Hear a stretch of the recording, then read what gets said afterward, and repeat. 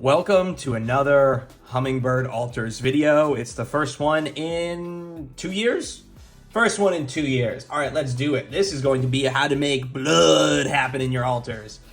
You are going to use a crimson red because it sounds like it should be blood. I'm using a wet palette. These are all the awesome colors I used to make this Jaleva. As you can see, I scraped a lot of the paint on the top, very uneven. It doesn't look great. It looks like shit. That is okay, because we're going to cover all of our mistakes with blood. You cover all the mistakes with blood. What we're going to do is take our crimson, put a little dot here, and we are going to use this amazing tool that I made. So I took this precision paintbrush. I don't know even what size it was. Maybe it was a 6. And I just cut the top. So it's this tiny little brush, little nub. And the bristles are going every direction. It hates itself. This thing self-loathes. What I'm going to do is dip this in the water. So now this has a ton of water on it. Take a little bit of red and put it in the water. And just mix, let's say 50% with water and red. Crimson red. Oh my God. We're going to take it all together, and we are going to make big dots here. I'm just taking it and stabbing straight down.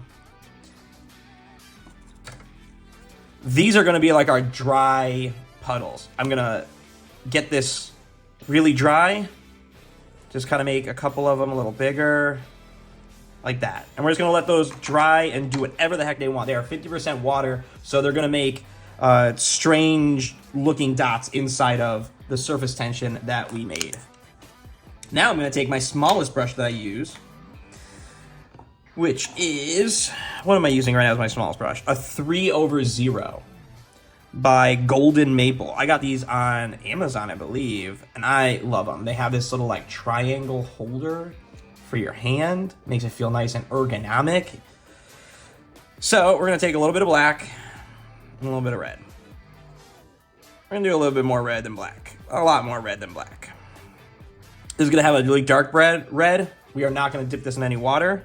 And we're going to take it, and this is going to be our hard lines that we're going to make. We're going to take, because she's going to be like holding this stigmata blood that drips straight down. So if you know my altars, I love just extending the art and making it do as much as possible into the text box.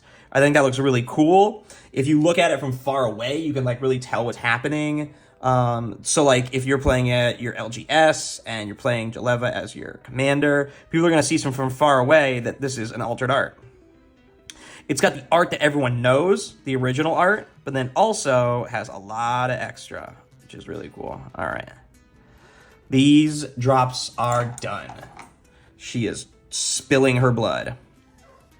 We are no longer going to do anything without water included, because that's what blood's actually going to look like. So we're going to add some water to our black and red. And I am going to take this very diluted black and red and just bring it around town. Bring it around town. It's okay to get real thick with it. This is going to dry slower because it is really, really watered down. You can take your finger and just fucking play with it.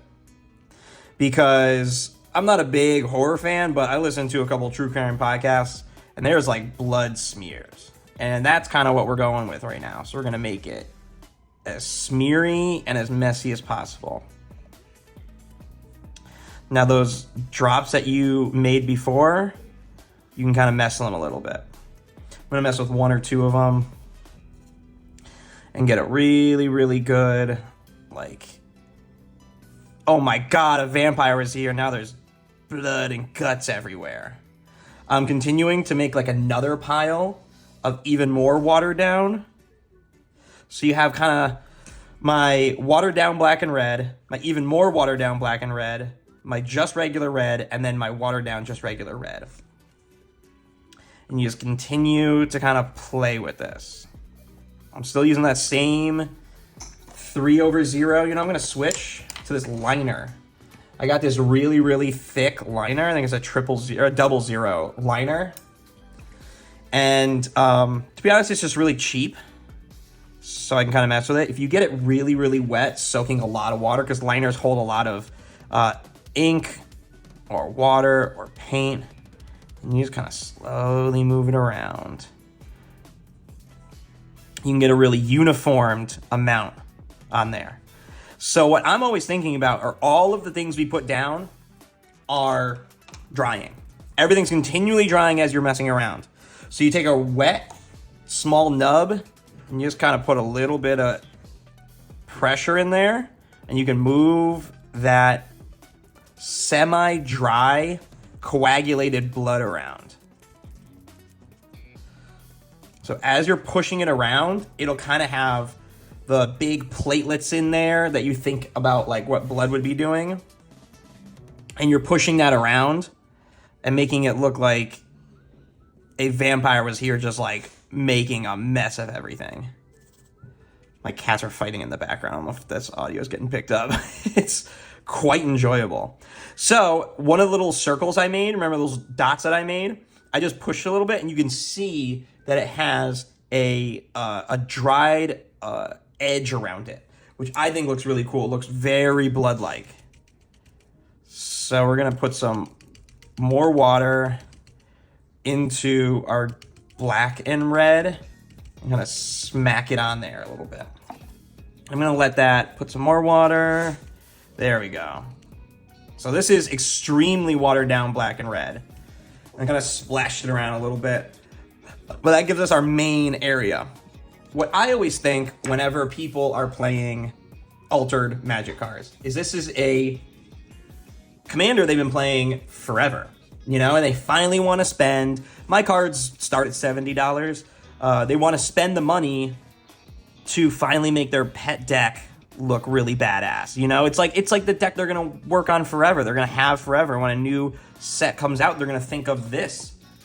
Not any, like, they're thinking of this deck, not any other deck. So I know my clientele. They don't really need the text box to be like super intact. They're like, all right, I already know what Jaleva does. My entire play group knows what Jaleva does. I don't need this super legible. So I take that stance with every card I do. I don't think people need this to be super legible. So obviously I don't want to cover too much of the words. I mean, you can read all the words if you really, you know, you can read all the words, but I want this to be something that when they get it, they're like, holy shit, this is the best Jaleva version possible. And the original one that I have made had a ton of blood. This looks really cool. What you want to do with the blood, the biggest takeaway is making sure that your blood looks like it's new blood, old blood at the same time. You know, like there's crusty blood in there, but it's fresh, that she's kind of pouring in there. So it's like she just murdered this entire town down here, whatever this town is doing, and then she is like just pouring their blood on top of her text. So I think I'm pretty close to done. I mean, this thing looks bad fucking ass. I'm actually going to do my signature in the blood colors. I think that'd be fucking badass. I don't really remember what my original signature color was. With signatures, just like a little bonus talk. I talked to somebody recently who's like, oh, I love your cards. They look really cool, but your signature just like takes my eye off of it. I'm just adding some more black here because it's not exactly what I need. And he's like, my eyes just keep on coming away from the art because I'm looking at your signature. It just doesn't like fit there. You know what I mean? Like it's something that shouldn't be in the art. And it makes total sense. Any of our signatures, mine, yours, whoever. It's just not supposed to be in the art. And I'm like, oh, I totally get that. So I've been trying to make my signature a little bit more hidden. This customer actually bought 3 pieces from me, so I'm like the only artist I think that'll probably be doing his cards. So it's okay that he can kind of see my stuff, but also it's kind of okay that he can't see my stuff, my signature, because that will be like, everyone knows that I'm the person who alters his cards, you know what I mean? So if one's a little hidden, this H is kind of a little hidden. I kind of like that. And I'm going to start trying to make my stuff just a little bit more hidden also in the future. Just because I get it. Like your eyes kind of get taken away from the art if the signature really doesn't match what's happening. So my signature colors will always kind of be the colors that are in the, it's definitely gonna be the colors that are in the artwork. I try really, really hard not to pick like a black or a white that will take your eyes away from it. Sometimes it happens, but I really, really try to match the feeling.